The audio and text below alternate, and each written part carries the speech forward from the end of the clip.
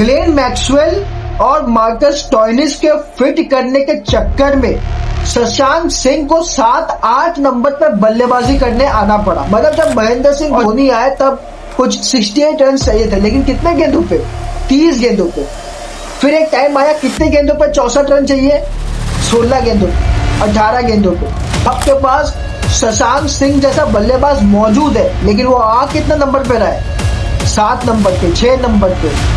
और बॉल कितने बाकी है? 24 बॉल बाकी है, हार्डली 18 बॉल बाकी है, तब वो बंदा फील्ड पे आ रहा है बैटिंग करने। बहुत सारे लोग अभी चेन्नई सुपर किंग्स को क्रिटिसाइज कर रहे हैं कि भाई साहब वो लोग के पास इंटेंट नहीं है, खेलने का तरीका नहीं आ रहा है, बुढ़ा हो गए, ये हो गया, वो हो गया। पता है मुझे क्या लगता है? मुझे खासकर लगता है कि भाई साहब नहीं हो रहा है, सीएसके से और नहीं हो पा रहा है। ठीक है, कहीं ना कहीं आज मुझे लगता है पंजाब किंग्स के हार में 50% उनके प्लेयर्स का और 50% रिकी पॉन्टिंग का भी हाथ है हार में। और जिसका पता है कि जैसा पंजाब किंग्स को भुगतना पड़ा कब? लास्ट के मोमेंट्स में आकर जब उन्होंने सेकंड बैटिंग कर रहे हैं। मतलब आप सोचो, आपके पास देख लो, आप डेवन कॉनवे को देख लो, आप उसे कैप्टन ऋतुराज गायकवाड़ को देख लो, आप शिवम दुबे को देख लो, आप MS धोनी को देख लो, ठीक है, अब विजय शंकर जो आज खेला था आप उसको देख लो।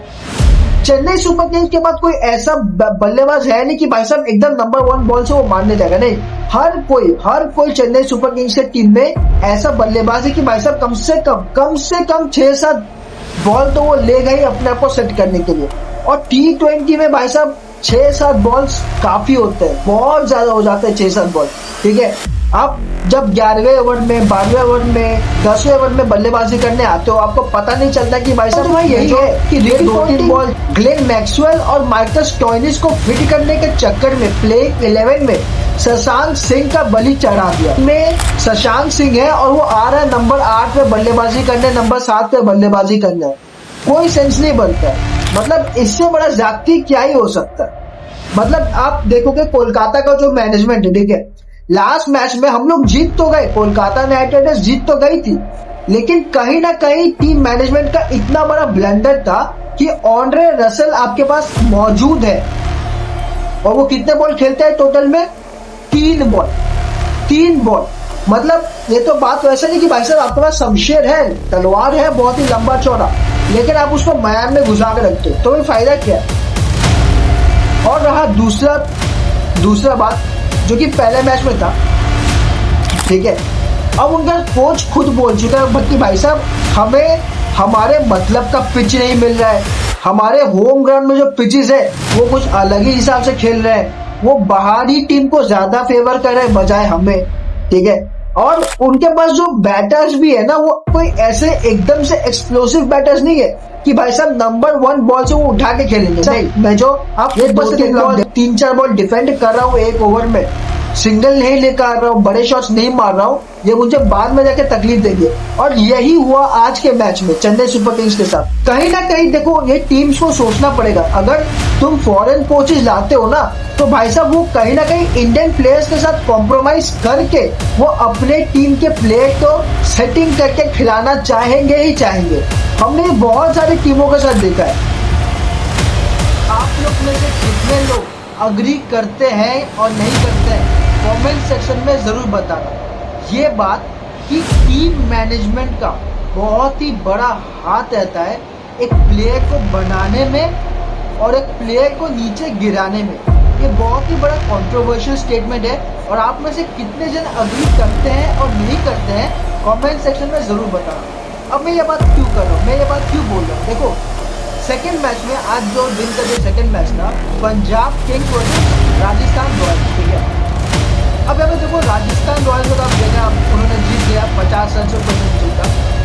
पंजाब किंग्स का जो कोच है रिकी पॉन्टिंग, वो कौन है? वो है ऑस्ट्रेलियन, ठीक है। अब आप ये सिमिलैरिटी देखो, पंजाब किंग्स में भर के ऑस्ट्रेलियन टीम प्लेयर्स है, ठीक है।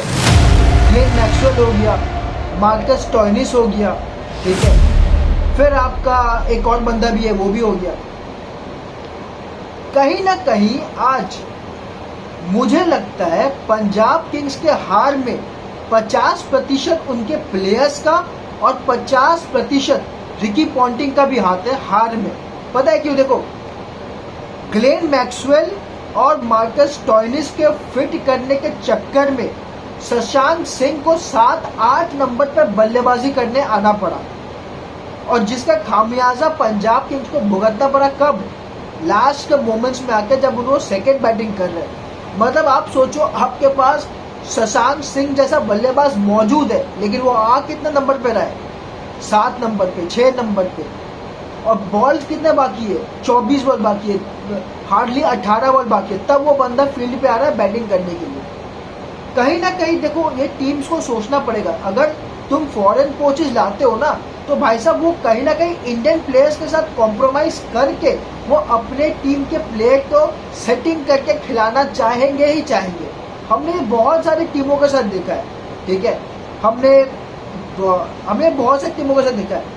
प्राइम एग्जांपल तो भाई यही है कि रिकी पॉन्टिंग, ग्लेन मैक्सवेल और मार्कस स्टोइनिस को फिट करने के चक्कर में प्लेइंग 11 में शशांक सिंह का बलि चढ़ा दिया। मतलब आप सोचो ना, जिस टीम में शशांक सिंह है और वो आ रहा है नंबर 8 पे बल्लेबाजी करने, नंबर 7 पे बल्लेबाजी करने, कोई सेंस नहीं बनता है। मतलब इससे बड़ा ज्यादती क्या ही हो सकता है।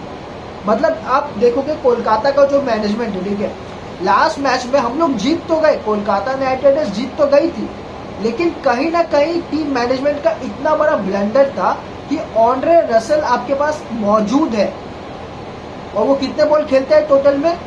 3 बॉल। मतलब ये तो बात वैसे नहीं कि भाई साहब आपके पास शमशेर है, तलवार है बहुत ही लंबा चौड़ा, लेकिन आप उसको मैदान में घुसा के रखते हो, तो वो फायदा क्या? और रहा दूसरा बात, जो कि पहले मैच में था, बहुत सारे लोग अभी चेन्नई सुपर किंग्स को क्रिटिसाइज कर रहे हैं कि भाई साहब वो लोग के पास इंटेंट नहीं है, खेलने का तरीका नहीं आ रहा है, बुढ़ा हो गए, ये हो गया, वो हो गया। पता है मुझे क्या लगता है?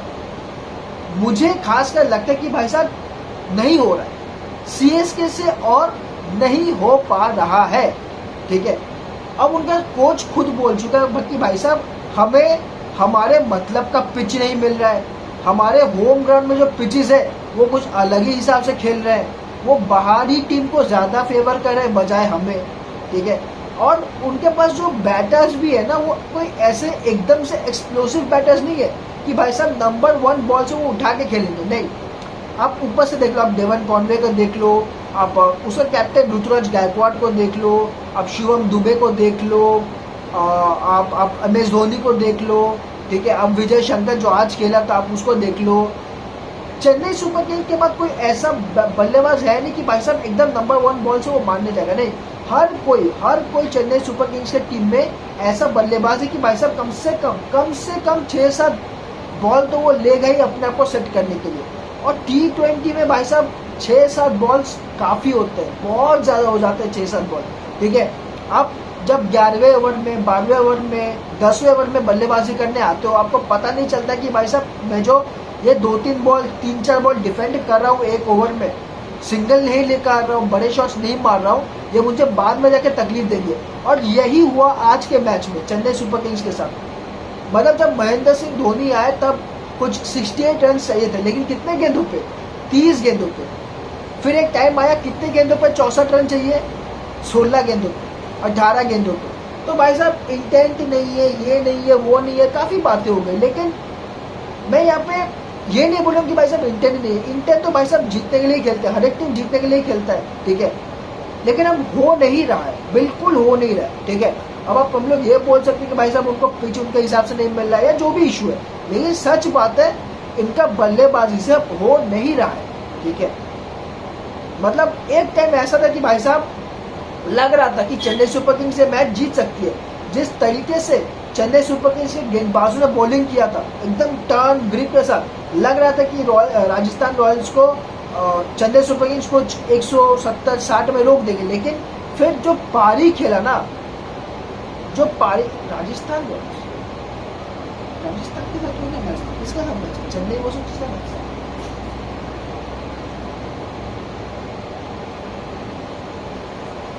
चेन्नई वो दिल्ली का मैच था।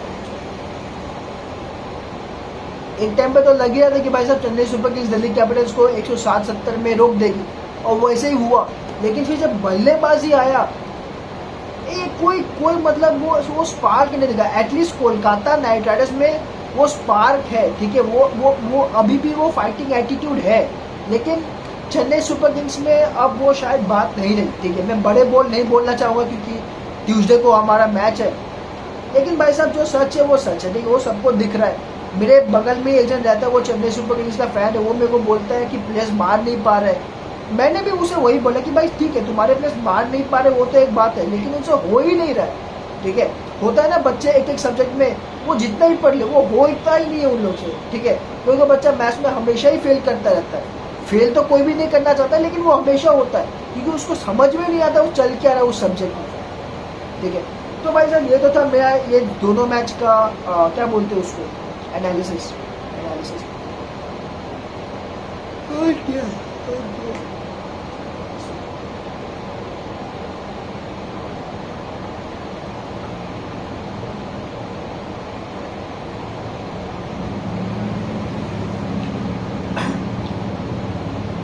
तो भाई साहब अंततः प्रीति जिंटा मैडम की टीम ने एक मैच हारा, और हम लोग ये भी कह सकते हैं भाई साहब old Punjab kings are back. Old Punjab kings are back, क्योंकि वही 50 रन से हारना, 60 रन से हारना है, इतने बड़े मार्जिन से हारना पंजाब किंग्स को ये आदी है, ठीक है। तो हम लोग कह सकते कि पंजाब किंग्स आर बैक, लेकिन ठीक है अभी एक ही मैच हारा है, उसमें कोई बड़ा बात है नहीं, ठीक है। लेकिन ठीक है एक ही मैच हारा भाई, उसमें कोई बड़ा बात तो है नहीं। 3 में 2 जीता है, 1 हारा है, अभी भी शायद टेबल टॉपर्स ही है, ठीक है। कोई बात नहीं भाई, कोई बात नहीं।